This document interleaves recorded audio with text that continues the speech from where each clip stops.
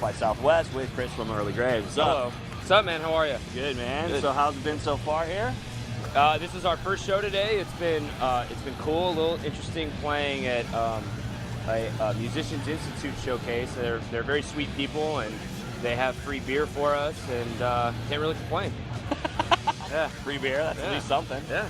So, I mean, we were talking briefly about like the whole DIY thing, and you were talking about how like most bands don't do it right when they come here. I mean, explain that a little bit. I don't know if most bands do or most bands don't. I mean, your opinion on your side. It's like, if you want to come here, fucking book some shows out here or whatever. Like, come out here. The Kickstarter thing's cool, but like, if you're gonna play shows and come out here, like, play shows on the way out, because you're gonna have to, when you tour here, you're gonna have to play those same places again. So might as well fucking get it going.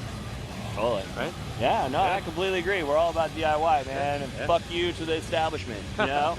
So what are your thoughts on like, like signing with a label? I mean, like I said, we talked a little bit earlier about, doing it the way where, I mean, we always suggest, like, if you really want to do it as a metal band, screw the label situation. Just do it like with a great PR person, have a great PR person, a great booking agent, And so where are you guys going on that way? It's interesting because if you have a great PR person and you have a great booking agent, it's not really DIY anymore, right? A little bit. So therefore, if you sign with a label, it's kind of the same shit. But here's the thing about it. With a label, you have no control over where your music is anymore. And so especially for like smaller metal bands or whatever, like, Early Graves doesn't need to be in fucking Best Buy. It needs to be in small mom and pop shops. And like, that's a problem with a lot of the metal labels. But I do feel like there are certainly some that do it right. I mean, Greg Southernlord, if you're watching this, you are fucking awesome and you do it way right. But there's other labels that they don't quite get certain bands that they put out. You know what I'm saying? Well, they got too many on their roster to even bother to even like give them some love. That's the problem. And that's the thing. And you know what? Like, there is definitely still room to be a DIY band and play big festivals and shit like that. You know what I mean? And you can do it. You just have to be willing to put in a little bit of work. And it is a lot of work, but it's also very rewarding. I think also, like you were saying, it's not necessarily DIY when you're, like getting a booking agent, that kind of stuff.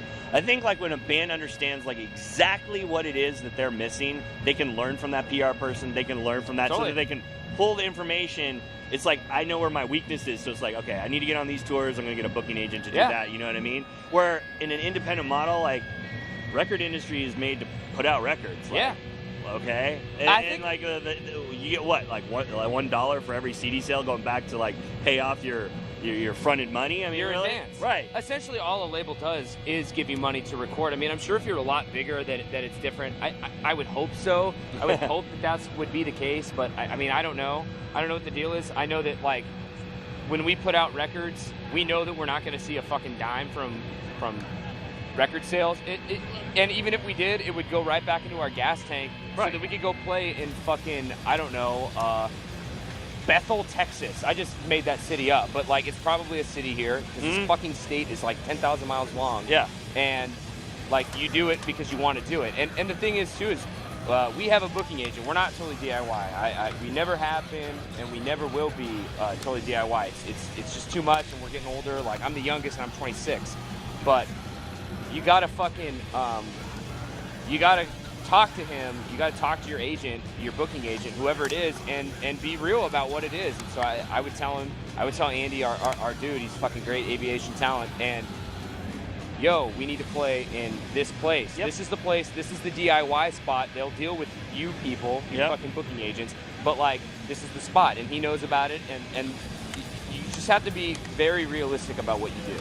And what is your thoughts on, like, do you guys do like a free and like sale model, where it's like you have like a Bandcamp set up where you give it away for free and sell it, or? No, here's why we don't do that. Number one, we're lazy.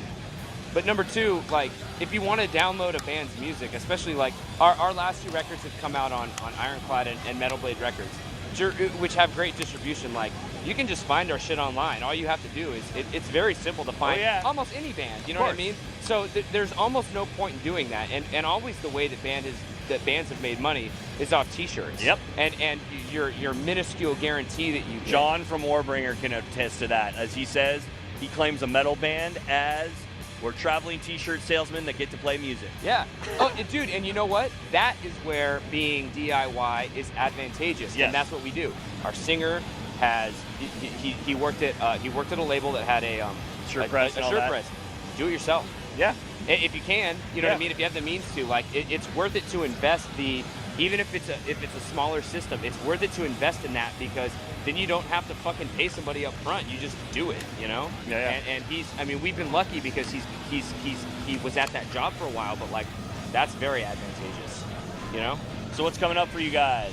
We are on tour for another couple weeks, and then we're going to finish writing our record. I'm trying to convince everybody that we should name it Day Drinker, because I like to drink in the day. Nothing wrong with that. No, I'm just kidding. We're probably not going to call it that, but I'd love to. Yeah, we're writing a record, and going to be on tour in the summer. I think we might be going to Europe. I'm not sure yet, but yeah, it's going to be awesome. Sweet. Yeah. All right, guys. Metalluminati, motherfuckers.